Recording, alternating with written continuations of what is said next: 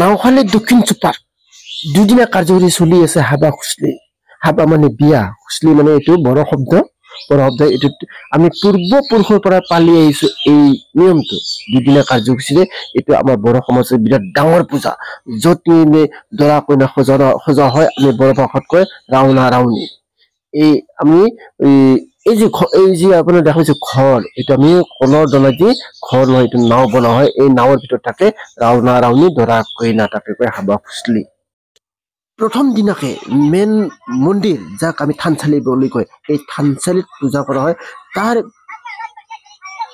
থানচালিত পূজা কৰাৰ পিছত পিছবেলাৰ পৰা যিটো ফিল্ড আছে, যোনটো আমাৰ সদায় প্ৰতি বছৰে এটা কৰা এটা ফিল্ড আছে, এই ফিল্ডত আহি এই ফিল্ডত কৰা হয় যিটো হাবা খুচলি। আজি অন্তিম দিন মই আগতে কৈছোঁ দুদিনীয়া কাৰ্যসূচীৰে গোটেই ৰাইজে সমাগত হৈছে, ৰাইজে সেৱা কৰিছে। বিৰাট ডাঙৰ আমাৰ বড়োৰ পূজা এই পূজা। বহু নিয়ম নীতিৰ মাজেৰে তাত বহুতো গান আছে, বহুতো দৃশ্য আছে। এই দৃশ্যবিলাক মই আপোনালোকক দেখাম। গতিকে গান বহুত ধৰণৰ গান আছে, গতিকে আপোনালোকে গানটো শুনক।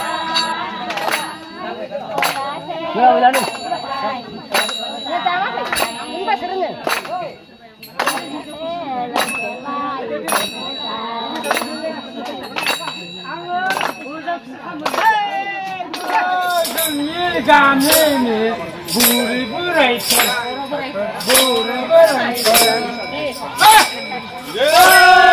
जोंनि गामिनि बर' बोराइफोर आइफोर बर' बोराइफोर मा सान्दों मा मोनदों अबेरे गाव दालाय दालाय बाय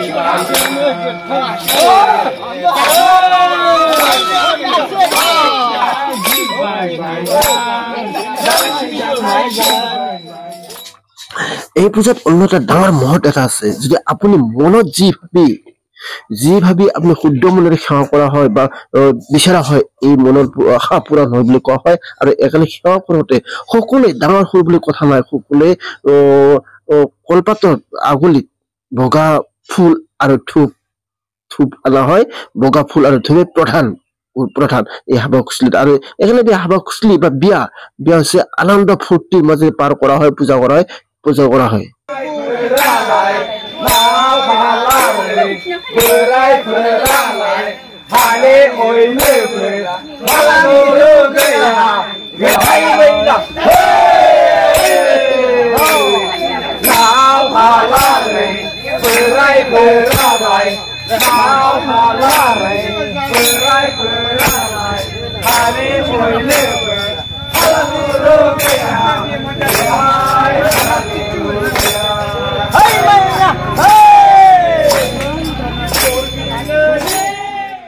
হাবা খুচলি কেতিয়াৰ পৰা চলি আহিছে কোনো ক'ব নোৱাৰে। আটা দিনৰ পৰা চলি আহিছে, আজি চলি থাকিব। আৰু এই গোটেই চলি থাকিব আছে বড়ো জাতিৰ, বড়ো সকলৰ বাবে এক ডাঙৰ পূজা।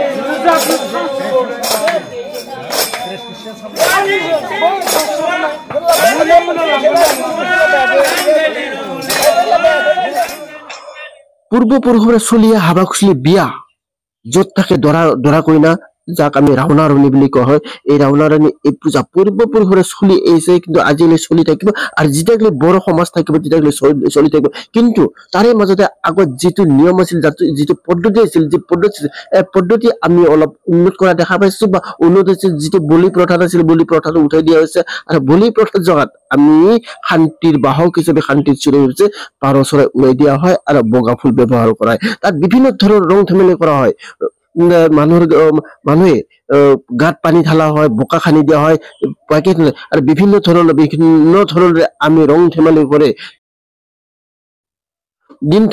দিনটোৰ কাৰ্যসূচীৰে পূজা সমাপ্ত কৰা হয় আৰু ইয়াত আপোনালোকে স্ক্ৰীনত দেখা পাইছে যে সকলো ল'ৰা ছোৱালী বুঢ়া বুঢ়ী সকলো ওলাই আহিছে সকলোৱে তাত নাচ গান কৰিছে নাচিছে আনন্দ ফূৰ্তি কৰিছে যে হাবা খুচলি মানে হাবা খুচলি মানে বিয়া খুচলি হৈছে বড়ো শব্দ যাক আমি বিয়া বুলি কয় বিয়াত চবলে আনন্দ কৰে কিন্তু তাত এটা নিয়ম আছে যে বুজাৰ যে এটা যিটো থাপনাৰ আগত এটা কি থাকে ভিতৰত কি থাকে মই নাজানো তথাপি মই তাত দেখিছো যে কলপাতত কিবা এটা বস্তু এটা মিৰৰ থাকে এই বস্তু আঁঠুৰ তলত লৈ আঁঠু দি চেপা মাৰি ধৰি বেৰ জাপিব লাগিব আৰু এই যিটো কাগজ যিটো পাতৰ সিচিনা দিছে সেই বস্তুটো মাটিত পৰিব নোৱাৰিব তেনেকৈ আঁঠুত চেপা মাৰি ধৰি যিটো আমাৰ পূজাৰ মেইন মণ্ডপ আছে মণ্ডপটো 5 ভাগ খুলিব লাগিব ই আছে অন্তিম দৃশ্যতে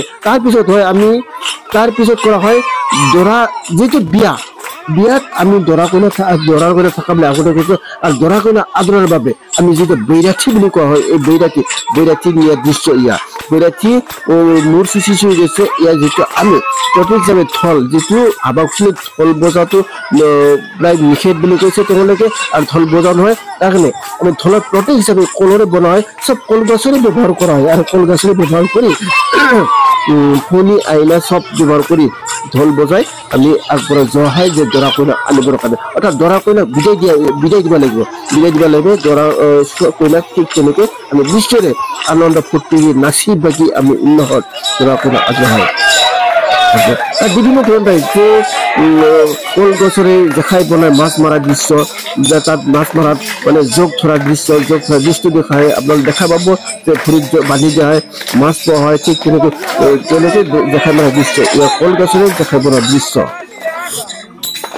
সেৰজা দামনে বুলি কয় সেৰজা দামনে দৃশ্য যে আমি যে আমাৰ যিটো বড়ো সমাজৰ প্ৰতীক আছিল যিটো আমাৰ যিটো অভাৱী দিন আছিল অভাৱী দিনত আমি খুজিবলৈ গৈছিল আৰু যে আকাৰ মানে যিটো সেৰজা বড়ো শব্দ সেৰজা এই সেৰজা বজাই ভিক্ষা খুজিব যোৱা হৈছিল এই ভিক্ষা খুজিব দৃশ্য ইয়াৰ পিছত আহিলে আমি নাও বেপাৰ বাণিজ্য কৰিবলৈ আগত মানুহে নাও ব্যৱহাৰ কৰিছিলে নাৱত বেপাৰ বাণিজ্য কৰা হৈছিলে আৰু এই বেপাৰ বাণিজ্য কৰিব যোৱা দৃশ্য এই পূজাত দেখুওৱা হয় আৰু এই পূজা দিয়ে ইয়াৰ বেপাৰ বাণিজ্য কৰিব দৃশ্য আছে নাও তাত আৰু নাও যেতিয়া পানীৰ মাজেৰে নাও বৈ বেপাৰ বাণিজ্য কৰি গৈছিলে তেতিয়া মানুহে আৰু স্থানীয় মানুহে তাক আবদ্ধ কৰিছিলে তাক ৰাস্তা ভেটি ধৰিছিলে আৰু ৰাস্তা ভেটি ধৰি তেওঁলোকৰ পৰা মানুহ লৈছে কিবা এটা লৈছিল আৰু কিবা এটা লৈ তেওঁলোক আকৌ যাবা দিয়া হৈছিলে পূৰ্বপুৰুষত চলি অহা কিছুমান নিয়মবিলাক কিছুমান চিষ্টেমবিলাক এই হাবা খুচলিত আমি প্ৰদৰ্শন কৰা দেখা পাইছো আৰু প্ৰদৰ্শন কৰিছে তেওঁলোকে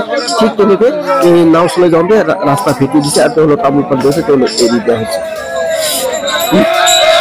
তাৰপিছত সকলোৱে এই সকলো সেৱা কৰাৰ দৃশ্য, সকলো সেৱাৰ দৃশ্য যিটো ভিতৰত দৰা কইনা থাকে, যাক আমি ৰাওনা ৰাৱণী বুলি কয়।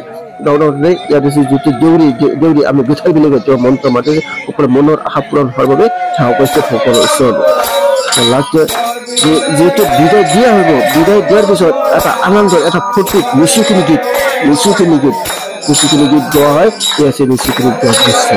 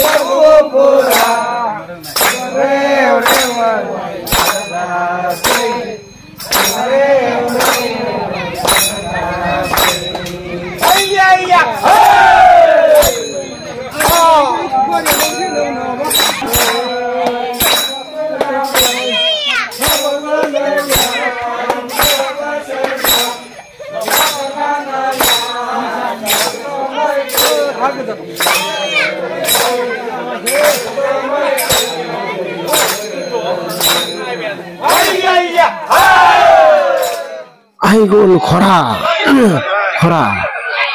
দৰা কইনাক খৰাৰে নিয়া হয় আৰু খৰা এৰ বাবে খৰা দিব আৰু খৰা ৰখি লাগিব যে খৰা কলগছেৰে প্ৰতীক। আগতে কৈছো যে সকলো বেয়াই বস্তু ইয়াত কলগছেৰে প্ৰতীক বনোৱা হয়, কলগছেৰে ব্যৱহাৰ কৰা হয়। গতিকে কলগছেৰে খৰা বনোৱা হৈছে, কলগছক খৰা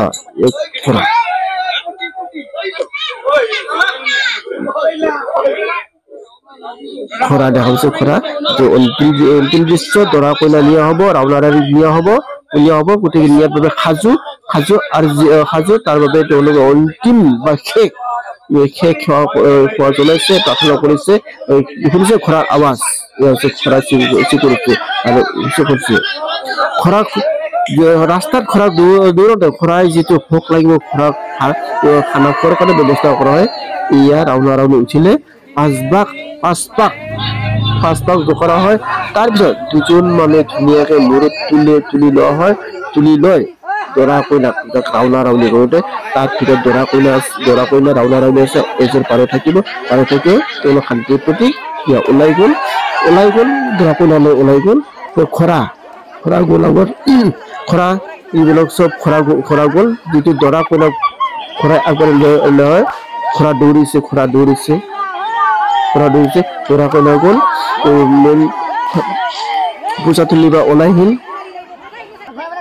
পূজা থলীৰ পৰা ওলাই আহি যিটো কেঁকুৰি ৰাস্তা, য'ত তিনিঙীয়া ৰাস্তা থাকে, তাত এই ৰাস্তাত আকৌ পাঁচ পাক ঘূৰাই তাৰ পিছত দৰা কইনাক লৈ ওলাই গ'ল। এয়া হৈছে হাবাস।